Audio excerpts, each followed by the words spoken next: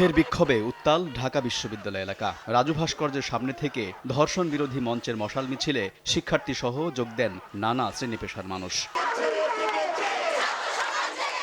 ঢাকা বিশ্ববিদ্যালয় ক্যাম্পাস শাহবাগ হয়ে বিভিন্ন সড়ক প্রদক্ষিণ শেষে বিক্ষোভ নিয়ে আবারও রাজু ভাস্কর্যের পাদদেশে জড়ো হন তারা। এ সময় ধর্ষণ ও নারী নিপীড়নের প্রতিবাদে বিক্ষোভে ফেটে পড়েন তারা। শুধু মাগুরার ঘটনা নয়, তনু থেকে মুনিয়া, মুনিয়া থেকে আসিয়া সব ধর্ষকের দৃষ্টান্তমূলক শাস্তির দাবি জানান বিক্ষুব্ধ ছাত্র জনতা।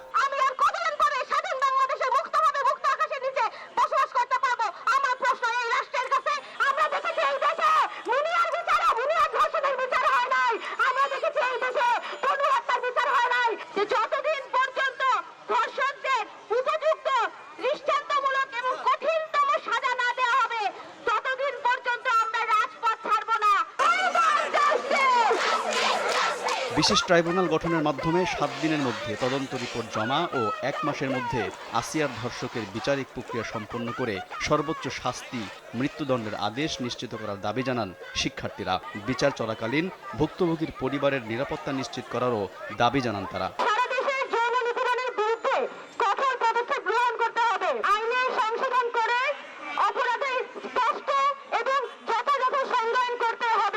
কর্মসূচি থেকে ধর্ষণ ও নিপীড়ন বন্ধে ধর্ষকের বিরুদ্ধে সবাইকে সামাজিক প্রতিরোধ গড়ে তোলার আহ্বান জানান শিক্ষার্থীরা।